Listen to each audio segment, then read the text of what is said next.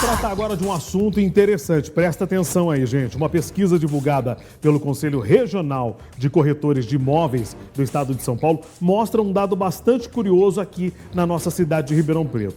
A venda de imóveis deu um salto nos últimos meses, enquanto as locações teve uma grande queda. Para a gente entender melhor sobre esse assunto, eu estou recebendo aqui o José Augusto Gardim, delegado regional do Crescisp, aqui em Ribeirão Preto, para a gente entender o que foi que aconteceu com isso. Vendas aumentaram, locações estão baixando cada vez mais. Prazer em recebê-lo aqui, seja bem-vindo ao nosso programa, viu? Prazer. Vamos falar primeiro de porcentagem. Qual foi a porcentagem que acabou subindo relacionada a vendas e a queda que teve na locação? Diogo, na realidade, o percentual de vendas nesse período de julho, ele teve um acréscimo aí de 20%, né? Subiu 20% em relação a junho. E o percentual de locação houve um decréscimo de 12% em relação a junho. Lembrando que essa pesquisa do Cresce, ela envolve os imóveis residenciais usados na cidade de Ribeirão Preto.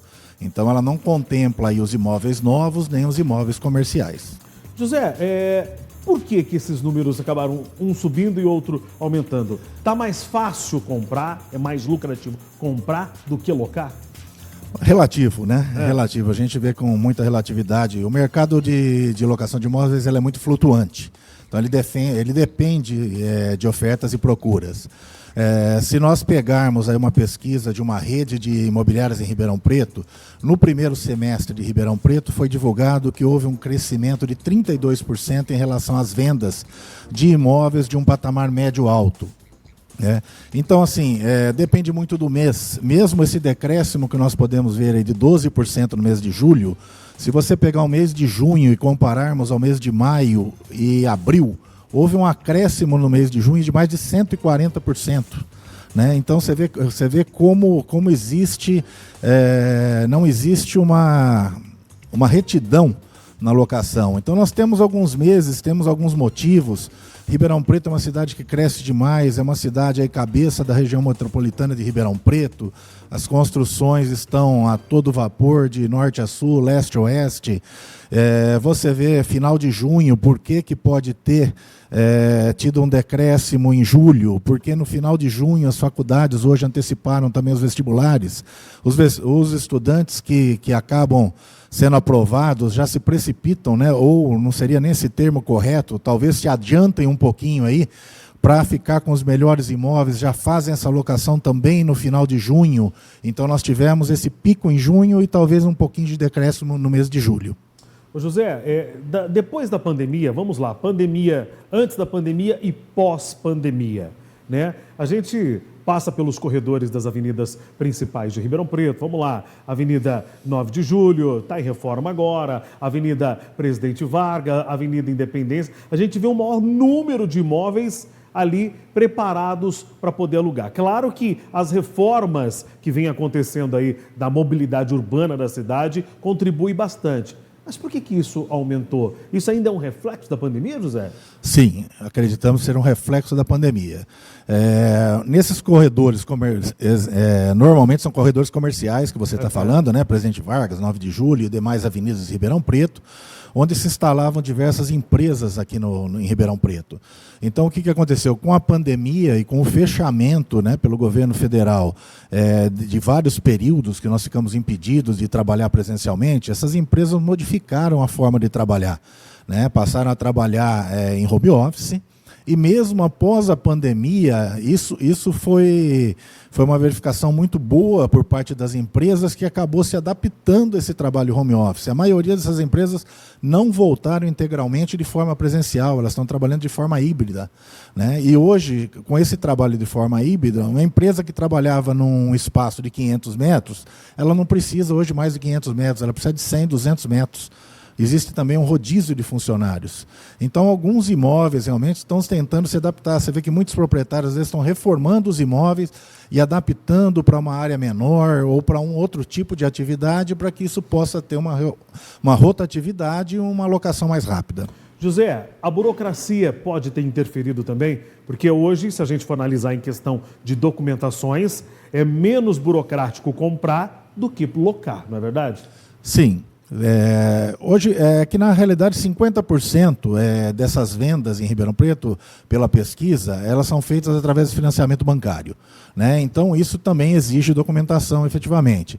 A parte de locação, ela também é burocrática, porque ela necessita que sejam analisados vários documentos para que o proprietário também tenha uma garantia de locação, para que esse tanto locatário quanto fiadores, ou hoje é muito utilizado também uma nova modalidade que é o seguro-fiança, não é tão nova assim, mas hoje ela está muito mais significativa do que há 5, 10 anos atrás, né?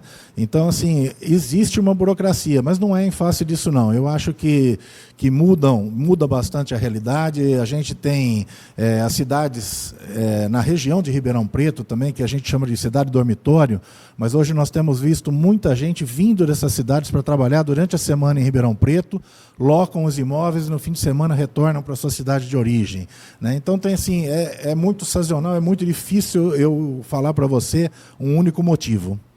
Para uma empresa, já que você acabou falando para a gente que muitas empresas acabaram adotando o sistema home office, hoje é mais lucrativo ela comprar ou locar?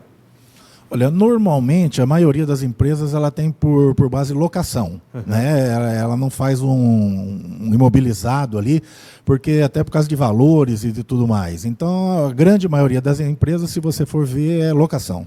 José, quais os cuidados para quem quer adquirir um imóvel tem que tomar? Porque todo meio tem os seus problemas e seus riscos, né? Quais são eles? Perfeito. Acho que tanto para locação quanto para venda, os cuidados têm que ser tomados tanto pelo locatário, pelo comprador ou por quem quer que seja. Primeiramente, a gente instrui que procure uma imobiliária ou um corretor credenciado no Conselho Regional de Corretores de Imóvel. Entra no site do Cresce, no Crescisp, né? Que a gente fala que é o Cresce São Paulo. Verifica se esse corredor está ativo, se essa imobiliária está ativa, né? Cuidado com golpes, a gente percebe muito, a gente recebe muita reclamação de golpes, pessoas que alugam imóvel e sequer são proprietários desses imóveis, se passam por proprietários, né? E a pessoa acaba tendo um prejuízo. Então, primeiro, procure um corretor credenciado, uma imobiliária credenciada, vá atrás, veja fisicamente, faça uma visita física ao imóvel, desconfie um pouquinho de fotos e vídeos, né? Isso às vezes não retrata a realidade do bem. Então, essas são as principais cuidados que a pessoa deve ter para fazer essa locação ou venda. Nós tivemos, inclusive, uma mudança na lei aí relacionado à locação. Antigamente, a pessoa passava na imobiliária, deixava um documento, pegava a chave e ia visitar. Parece que não funciona mais assim, né? Ele tem que ter um acompanhamento de alguma pessoa da imobiliária para poder estar visitando esta casa. Isso acabou ajudando bastante ou não, José? Não se tornou exatamente dessa forma. Existem poucas imobiliárias, né? A grande maioria das imobiliárias trabalham dessa forma.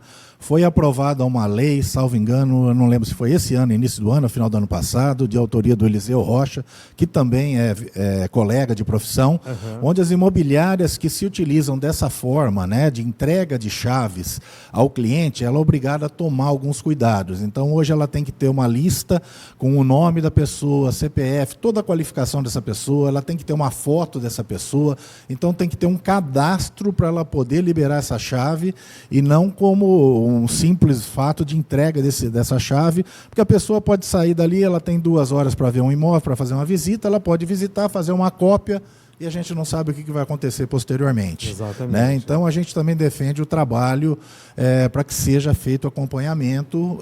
A gente sabe que é dificultoso, mas que o corretor acompanhe também na locação, da mesma forma que acompanha na venda.